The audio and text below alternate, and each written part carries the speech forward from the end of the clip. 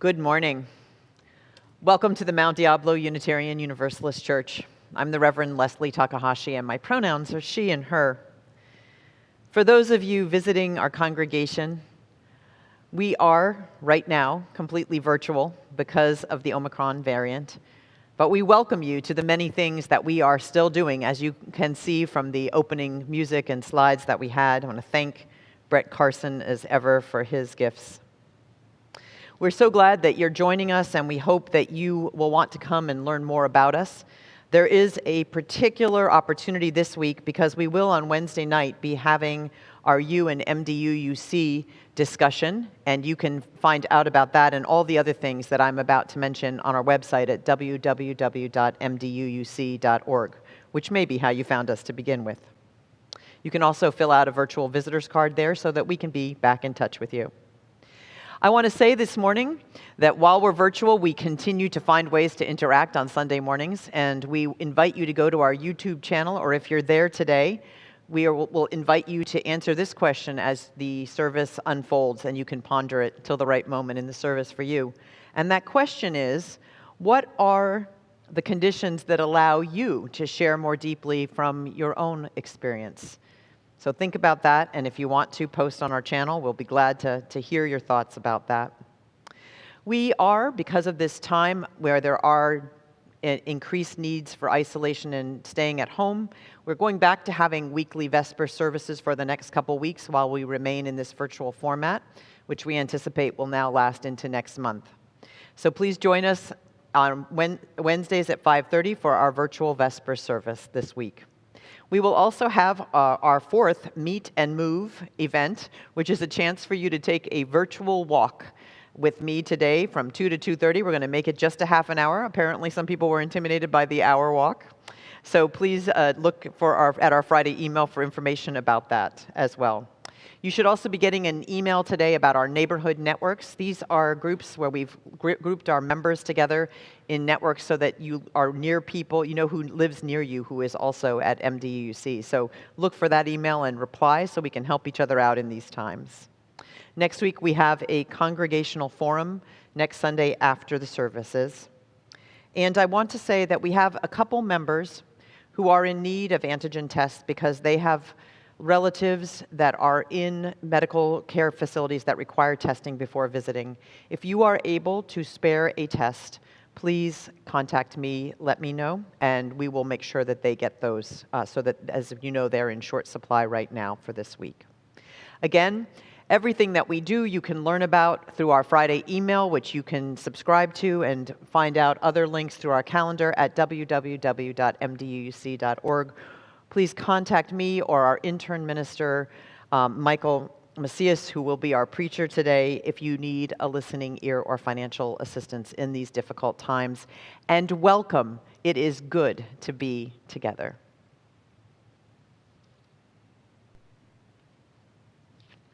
Good morning.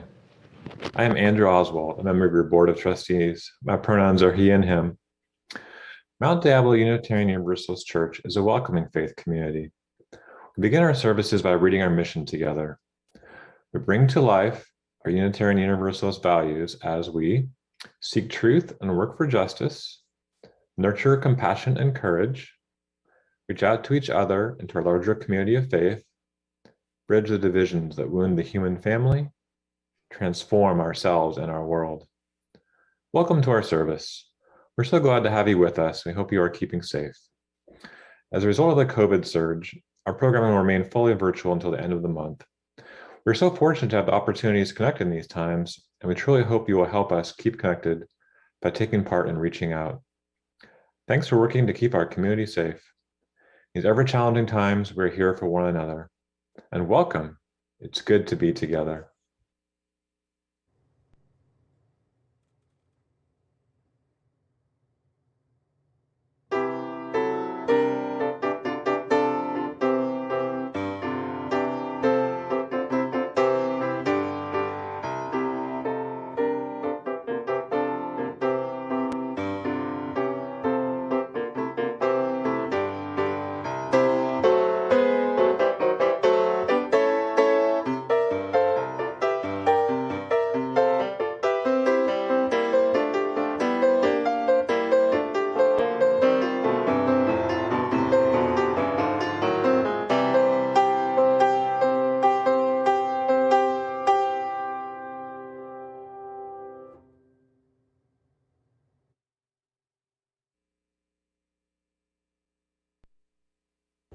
Good morning.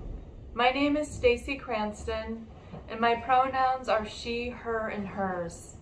I will be lighting the chalice this morning and reciting a poem by Langston Hughes.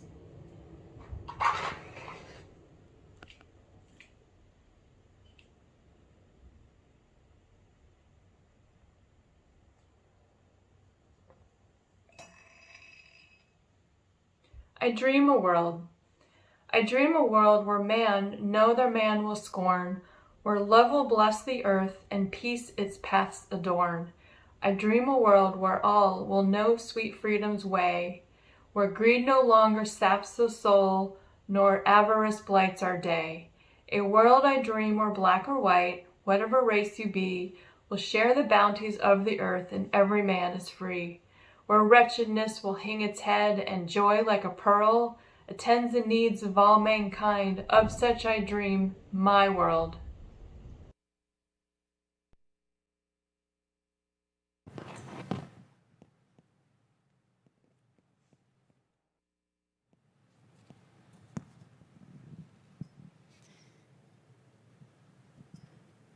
Good morning. Today we have a story called It's Not My Problem. Once upon a time, a queen sat on her balcony eating rice cakes and honey with her chief advisor. As they ate, they gazed down at the busy street below. The queen pointed to something in the distance, and as she did, a drop of honey from her rice cake landed on the balcony railing. But the queen laughed. "My queen, you have spilled a drop of honey," observed the advisor. "Shall I call a servant to come and clean it up?" The queen laughed again. "A little drop of honey is not my problem. Someone will clean it later." They went on eating and talking as the drop of honey warmed in the sun, and it began to slowly drip down the side of the railing until it landed in the street below with a plop. "Your Highness," the advisor said, "that drop of honey has now fallen into the street, where it is attracting flies. Shouldn't we call a servant to come and clean it up?" But again, the queen laughed. She yawned lazily and replied, "Oh, a little drop of honey and a few flies are not my problem. Someone will deal with it later." Soon, a lizard darted out from underneath the palace wall and began to catch the flies on her tongue. Then, a cat sprang from the baker's shop and began to bat the lizard's back like a toy. Just then, a dog charged out from the butcher's shop and began to bite at the cat. "Your Highness," the advisor implored, "now the flies have attracted a lizard, which attracted a cat, which is now being attacked by a dog. Shouldn't we call someone to stop the fight?" But the queen only stretched and shook her head at her advisor. "Oh, won't you relax? A silly animal fight is not my problem. Someone will surely see it." In fact, the baker did see it. She saw the dog attacking her cat and ran out with her rolling pin and began to hit the dog. And then the butcher heard his dog howling and ran out with his broom and began to hit the cat. Soon the butcher and the baker were hitting each other. Then the neighboring shopkeepers began to take sides, joining in the fight. Then some soldiers came along, but some knew the butcher and some knew the baker. So the soldiers, too, took sides, and the battle grew and grew. It grew and grew until a great battle waged in the streets. People were throwing rocks through windows and tipping over vendor carts. Someone picked up a torch from the wall and hurled it through a window. Fire raged, and eventually it spread to the palace. The next thing they knew, the queen and her advisor were being escorted down a ladder from the balcony into the street below because the palace itself was in flames. Later that day, when the fire had died out, the queen and her advisor surveyed the ruins of their land. Suddenly, the queen stopped in the street underneath where her balcony had been. She reached down and touched something in a small puddle on the ground. "Uh-oh, it's honey," she said, remembering. I guess I should have cleaned up that drop of honey in the first place. Now my whole kingdom has been lost because of it." That was the last day that the queen ever said, "It's not my problem." And now I invite Mark to sing a blessing to our children.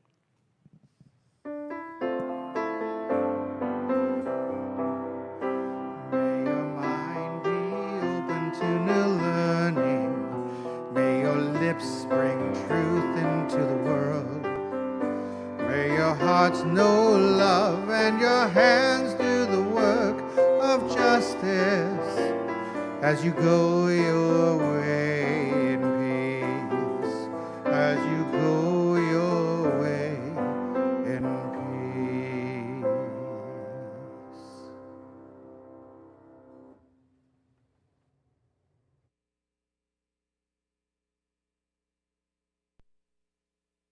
Good morning. My name is Sharon Sabota, and my pronouns are she, her, and hers. In thinking about the theme for today's service, racial justice, equality, and relationships, lots of things came to mind. I love that the word relationships is actually a part of these other more grandiose themes of racial justice and equality, because relationships, that is the part that allows us to see each other, to interact with each other, to learn from each other. And sometimes in forming relationships, we will necessarily make mistakes.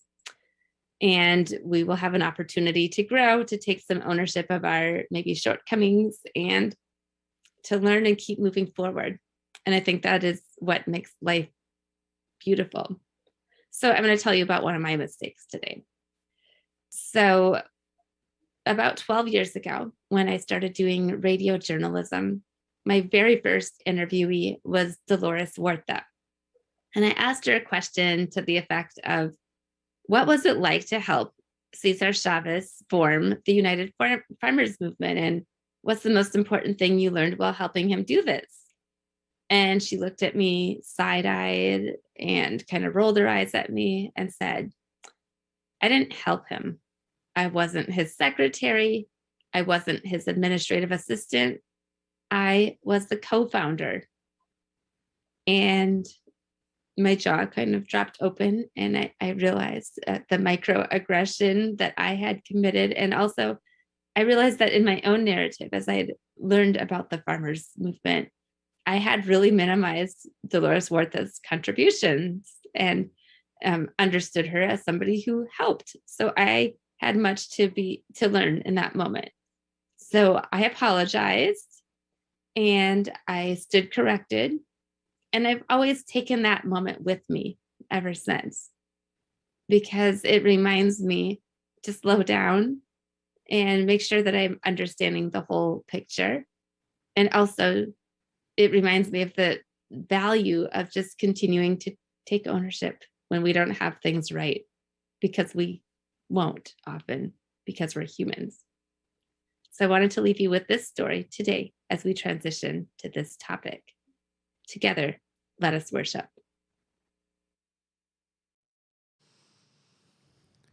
We invite you to join in singing Circle Around for Freedom.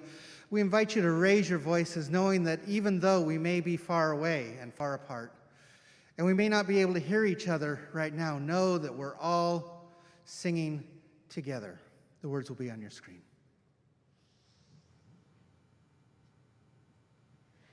Circle round for freedom, circle round for peace, for all of us imprisoned, circle for release, circle for the planet, circle for each soul, for the children of our children.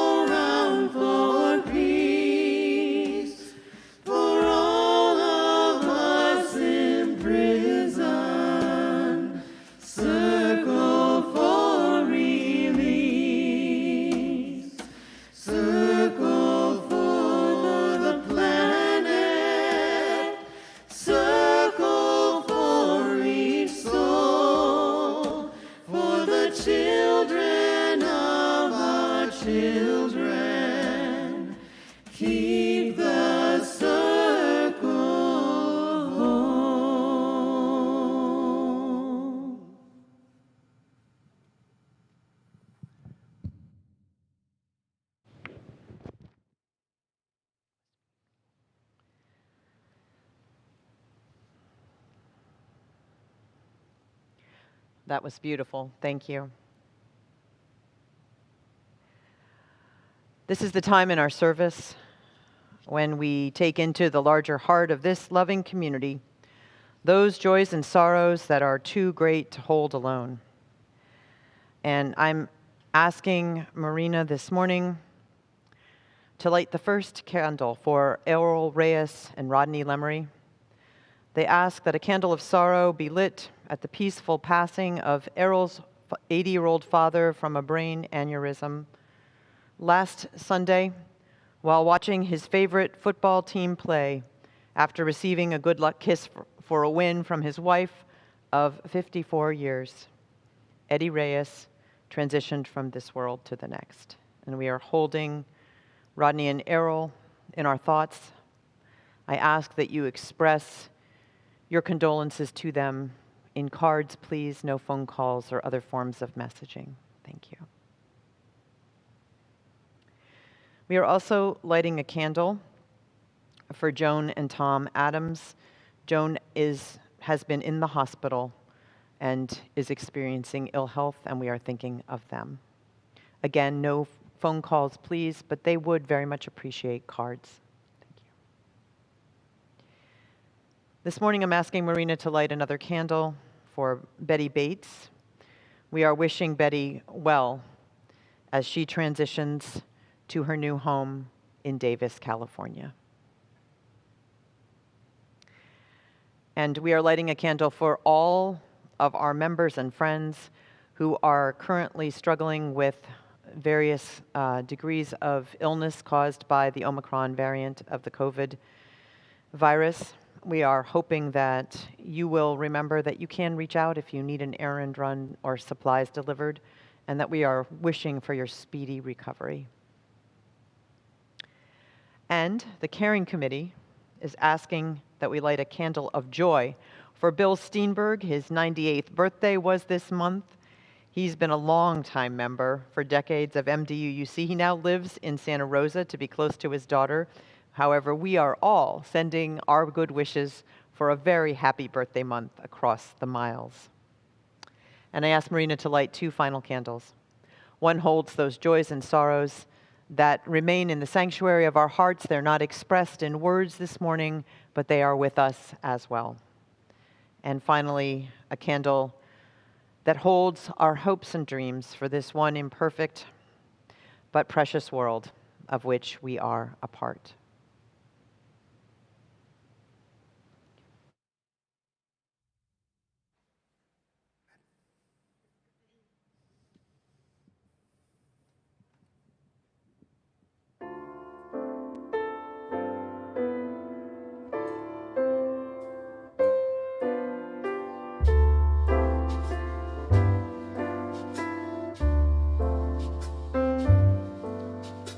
Open my heart to all that I see.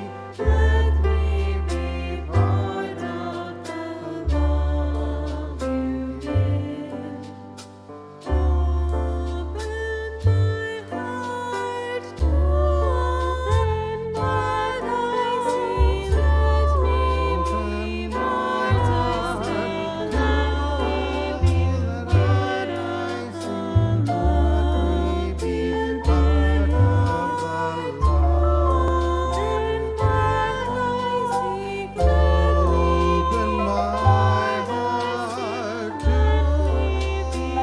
that I see. Let me be part of the love you give.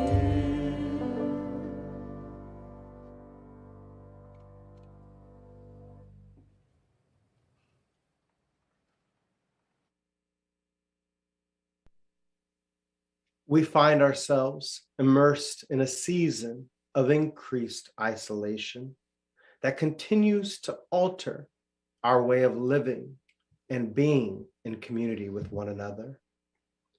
This morning, I invite us to enter the spiritual practice of prayer.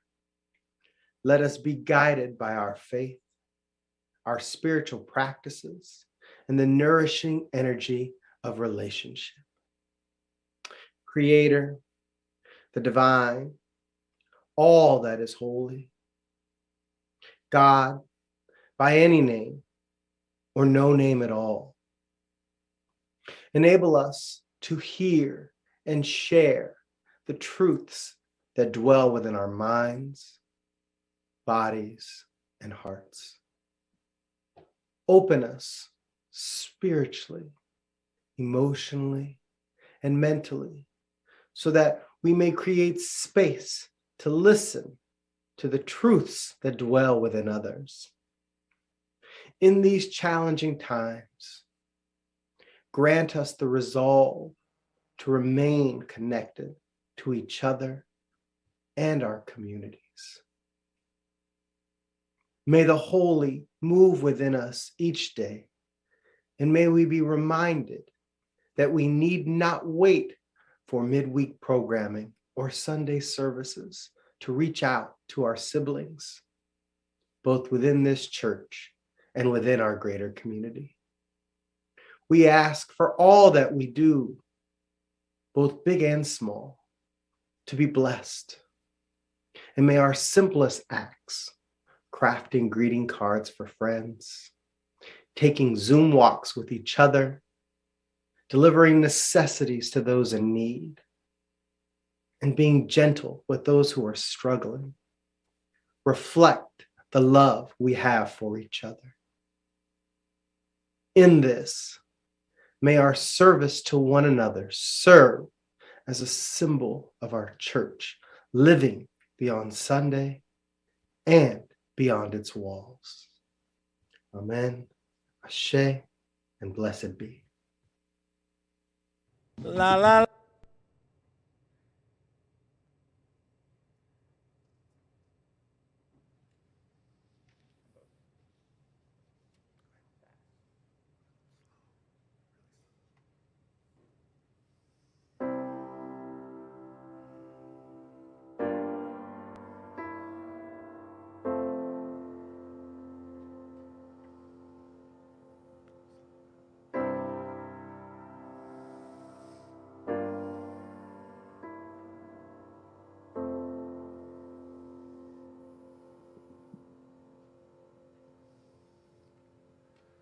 I will always love you. How I do. I let go of a prayer for you. It's a sweet word. The table is prepared for you.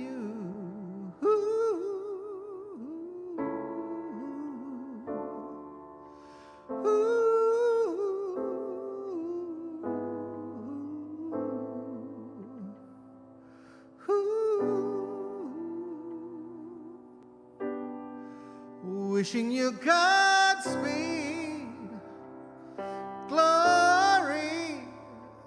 There will be mountains you won't move.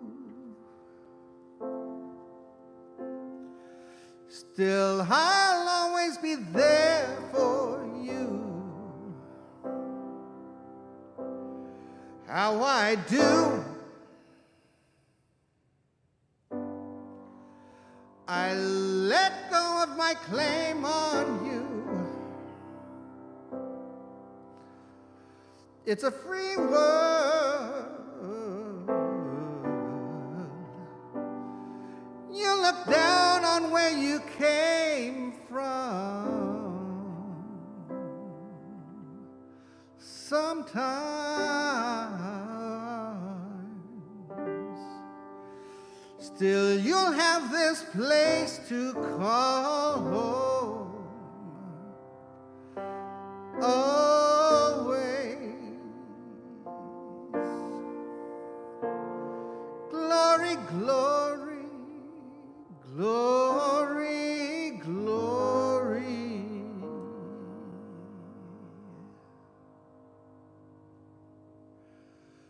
This love will keep us from blinding of the eyes, silence in the ears, darkness of the mind.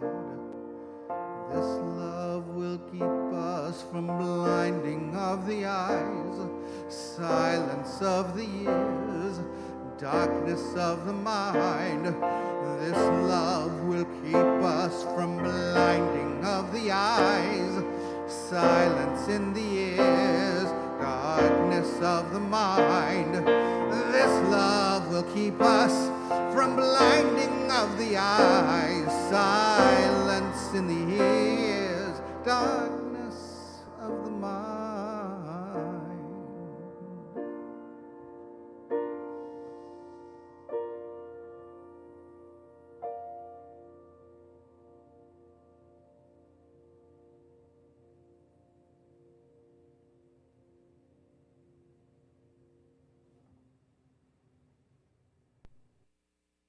Good morning. My name is Ron Anand. I use he and him pronouns, and I serve on your board of trustees.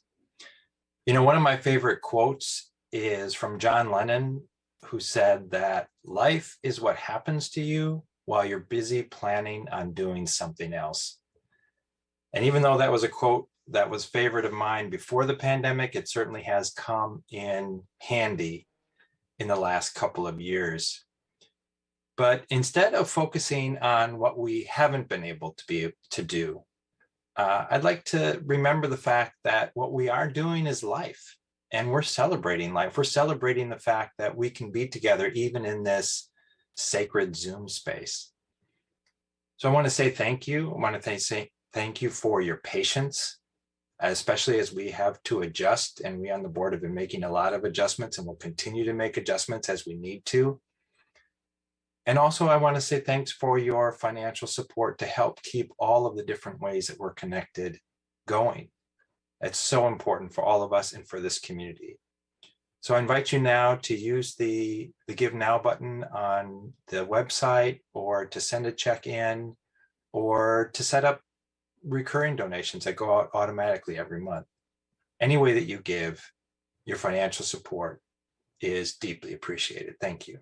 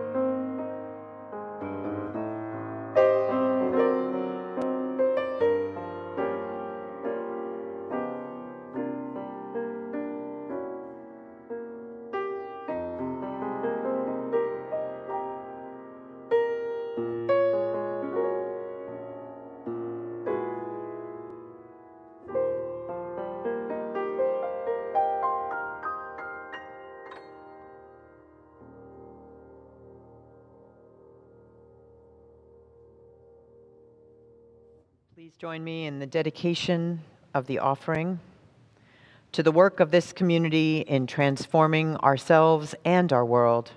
We dedicate ourselves and our offerings.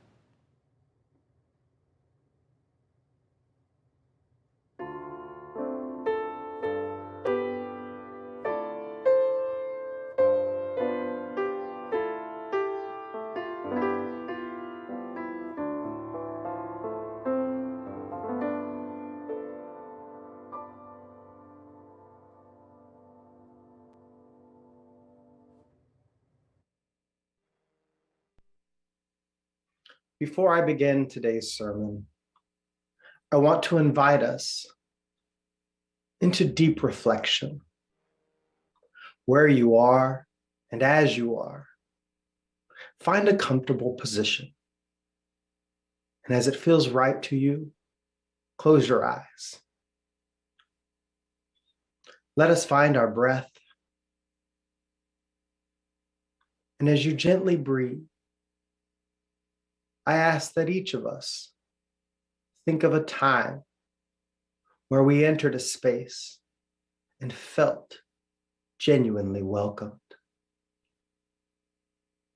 For some of us, that space could be this church or another church. For others, it could be a classroom, a house, a park. Wherever it may be for you, recall how that space made you feel. Let us sit with that feeling for a moment.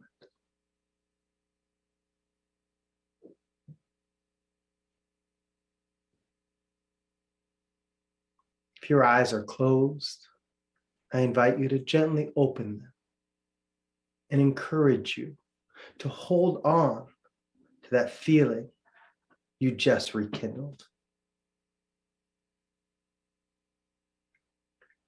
I love the lyrics to the hymn we heard this morning. And I am particularly drawn to the section of it that says, "Where is our holy church, where race and class unite as equal persons in the search for beauty, truth, and right?" Where is our holy church? Perhaps some, or maybe most, might respond with precision and suggest that the church is here in this sanctuary. Still, others may gently place their hands upon their hearts and suggest that it's here. This morning, I offer that our holy church is neither here nor there, ni de aquí, ni de allá. What if our church and all that is holy about it exists within the liminal space between here and there, the space where discomfort lives, where vulnerability is the catalyst for growth, and where the balance between self and others is delicately maintained and never neglected. Although we often cling to exceptionalism and point to our rich history of work around social justice, we, like the world, are imperfect. I say this not to diminish our great works that include advocating for housing equality, fighting against racism, and standing up for civil rights, and showing up for our undocumented siblings at Justice GA in 2010. Indeed, these works are vital to bringing about equitable change. And yet, I say to you this morning, there is still more work to be done. Although it may be unsettling, we can't ignore the imperfections that piece by piece create borders and barriers that prevent us from living into that dream of beloved community. These imperfections may include the language we use or don't use, the rituals we offer or don't offer, the music we choose or don't choose, our unwillingness to let go of the comfort of it's always been this way, or our reluctance to hear the truths that others carry. So my presence in this Unitarian Universalist space is 5 months new. It is an extension of my history of being a part of Unitarian Universalism, having brought administrative ministry as director of operations for several years to a UU congregation in the Central Valley. My experiences in Unitarian Universalist spaces have been a mix of both the welcoming and the white supremacy culture that has plagued our faith tradition. I have felt the profound connection to spiritual leaders, embraced the wisdom found at all levels of the denomination. And yet, in the same breath, I've been referred to as a Dago Wap, been told that we hire Latinx landscapers to recruit more persons of Latinx descent, and experienced white, cisgendered leadership, ignoring my authority through unilateral decision-making. I am mindful that the color of my skin and my appearance often leads to assumptions about who I am, where I am from, and this can dictate how I can move within institutions. Despite my best attempts to answer questions and dispel assumptions, it's not uncommon for me to have to continuously justify my presence through repetitious response. Where am I from? What is my story? What are my truths? My great-grandfather, Luigi Zanini, emigrated from Italy via Austria and married an indigenous woman, Mary Jacinto, before settling in California.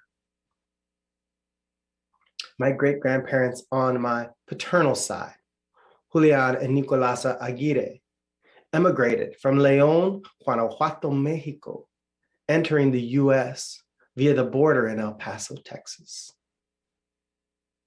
I was born and raised in California, and yet I am neither from here nor there. Who am I? This is a complex question with many collective answers that still wouldn't fully encompass who I am. What I will say is that I am a product of my experiences. These experiences often included navigating spaces where I couldn't see myself, hear my narrative, or feel that I was genuinely welcomed. As a person of color who does not prescribe to the traditional gender binary, who is the child of a formerly incarcerated person, the great-grandchild of immigrants, there was no room for me in either my Catholic or apostolic upbringing. For myself and for others who share a similar experience, we are neither here nor there. Institutional systems that marginalize, erase, and invisibilize others remind me of a tattered tapestry. We endlessly pull on the threads of the fabric with the hope of eventually breaking it down.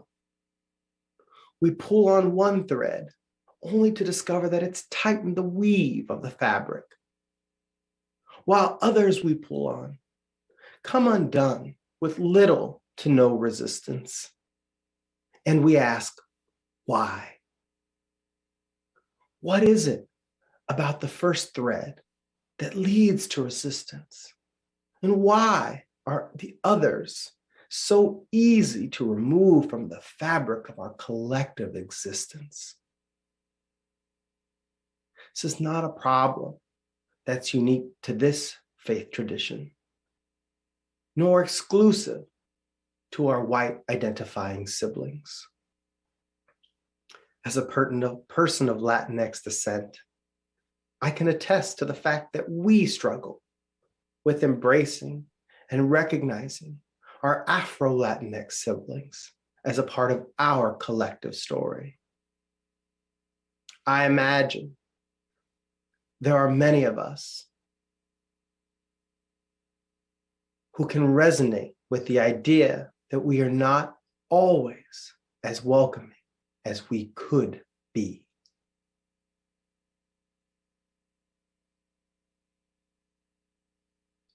In these times, there is heightened awareness of a need to develop spiritual communities that authentically welcome all persons and provides them with the space that does not perpetuate historical marginalization, but rather works to build a healthy culture that honors the inherent worth and dignity of all.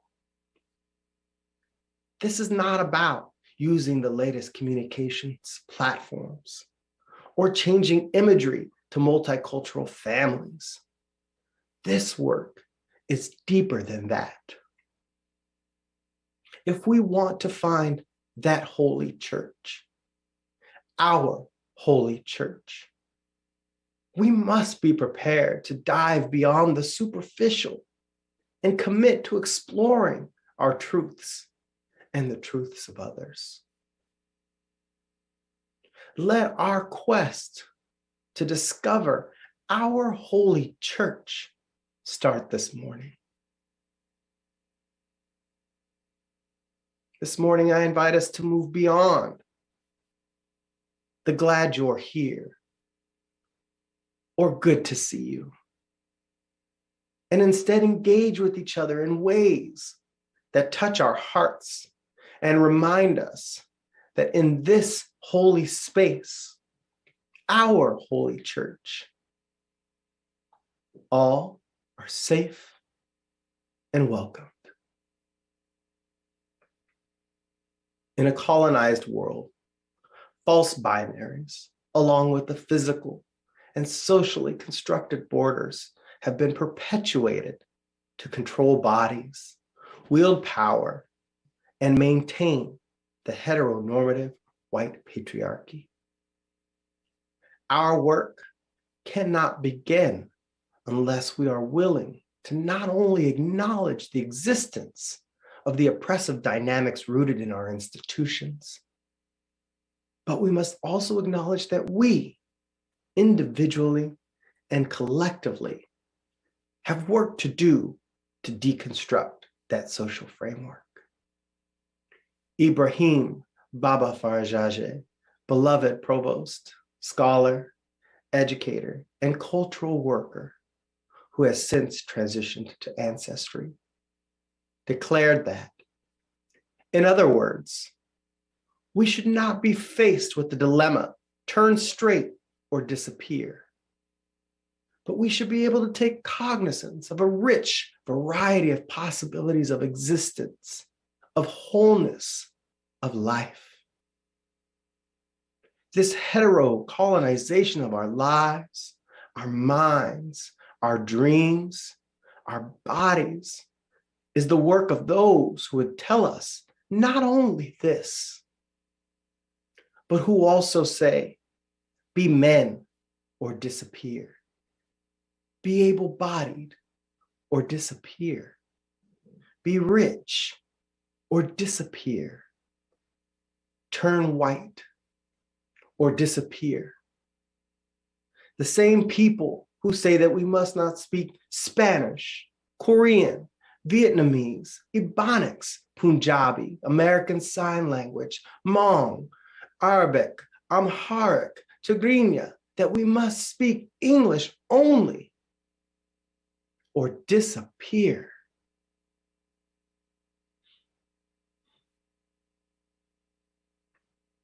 To be heard is to be seen, and to be seen is to be valued. It is our responsibility to listen intentionally to the voices that call out from these communities.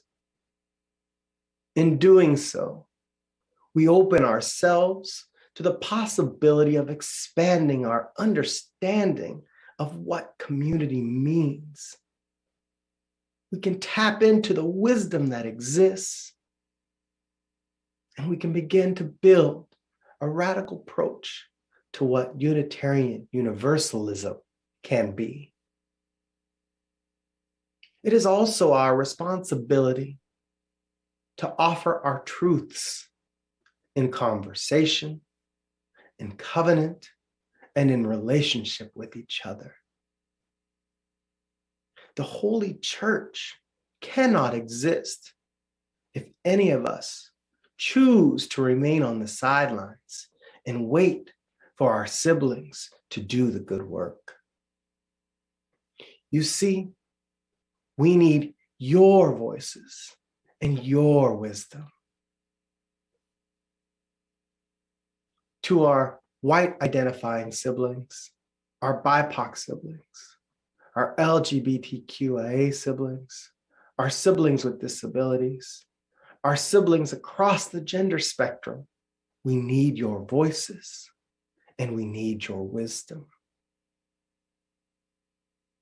What if we elevated the voices and wisdom of our marginalized siblings and enabled them to lead us through these challenging times? What if our marginalized siblings did not wait for their privileged counterparts to engage? What if our marginalized siblings didn't see their privileged counterparts as adversaries? What if we came into this work with open hearts, open minds, set our preconceived notions aside, and engaged in authentic dialogue with those at the center of the issues we are trying to confront? This approach would not only center our work around impacted communities and critical justice issues, but it would also create a pathway for an exchange to take place. Through these exchanges, we have an opportunity to understand histories, cultures, beliefs, and in this, we can see the wholeness of each person, learn about them, and through these transformational relationships, learn about ourselves. Our historical roots and theological lineage, whether we are discussing the Polish Brethren, who were members of the Minor Reformed Church of Poland and catalyzed a progressive religious movement, or great theological minds such as Channing, Skinner, or Emerson. Each illuminate our commitment to being a faith tradition that honors the divine spark within each person and embodying our commitment to work towards equity within our congregations, our communities, and the greater world. We are called to see one another in our whole authentic selves, not through a one-dimensional label that fits our comfort levels, but through the prisms that reflect the beauty of all that we are. It's far too easy for each of us to rest in the comfort of the way things are and the way we like them to be. But to fully lean into a radically inclusive community, we must be prepared to ask and answer, what are we willing to give up so that others can have a seat at the table?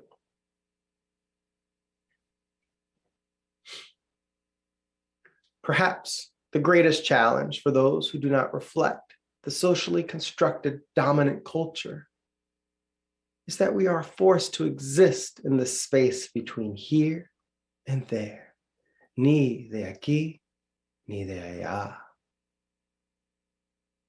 We are constantly having to shift our explanations of who we are, where we are from, and in the end, we just want to be accepted. We want to share spaces that look, sound, and feel familiar to us. We want to see our cultures, hear our language, and celebrate our spiritual practices. We want to know and feel like these spaces are just as much ours as they are yours. This is the Holy Church. And this church exists within and beyond these walls. You see, in a world without borders, real or socially constructed, we can begin to emerge from the colonized mindset that has impaired our ability to love unconditionally and move towards a new, radical understanding of what community truly means. Once again, I invite us to engage in a moment of reflection. As it feels right, close your eyes and find your breath. And I want you to envision this space, our sanctuary, and our communities. When you can see them, ask yourself, where do you see the language, culture, and spiritual practices of others? For some, this may be easy to find. And still for others, they may see nothing at all. I invite you to gently open your eyes and return to this shared space. Do you remember how you felt when you entered a space and felt genuinely welcomed? Are you still holding on to that feeling you rekindled at the beginning of this sermon? Good. Imagine for a minute the beauty and love that would flow if everyone felt that way, no matter where they were. If everyone knew that they could share their truths and be safe and be heard. We must open spaces, both physically and spiritually, that invite in all our siblings. And in doing so, perhaps we can shed the weight of that tattered tapestry and replace it with one that is woven from the rich collective narratives that we all bring into this living tradition.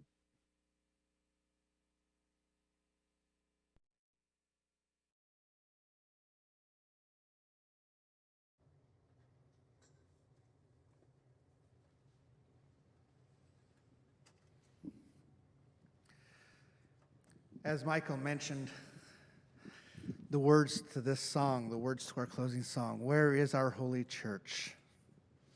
The words will be on your screen. Again, we invite you to sing as we all sing together.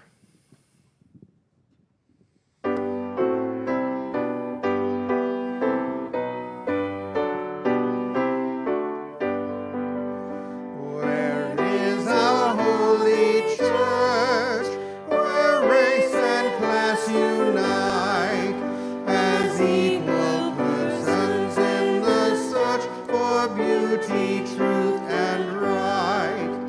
Where is our holy writ, where'er a human heart a sacred torch of truth has lit by inspiration taught? Where is our Holy One? Almighty host respond. The people rise in every land to break the captive's bond. Where is our holy land within the human soul? Wherever free minds truly seek with character the goal. Where is our paradise in aspiration's sight, wherein we hope to see arise 10,000 years of right?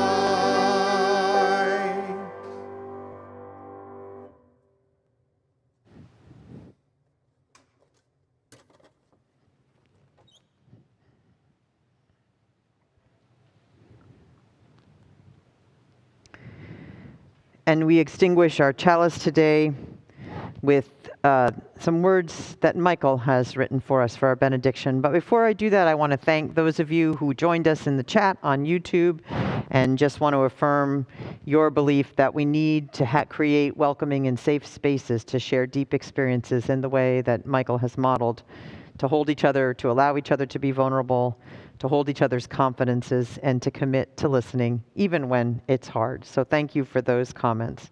And here are Michael's words for extinguishing our chalice. As we extinguish this chalice and go forth this morning, may we dedicate ourselves to the work of radical inclusion and be resolute in our commitment to share our narrative and create sacred space so that others may do so as well. May our faith be bold, our hearts be fearless, and may our service bring the Holy Church to every corner of our community and the greater world. So let us extinguish this flame, but take its presence and its commitments out into the world, and let us do so in the spirit of peace. Let us go forth.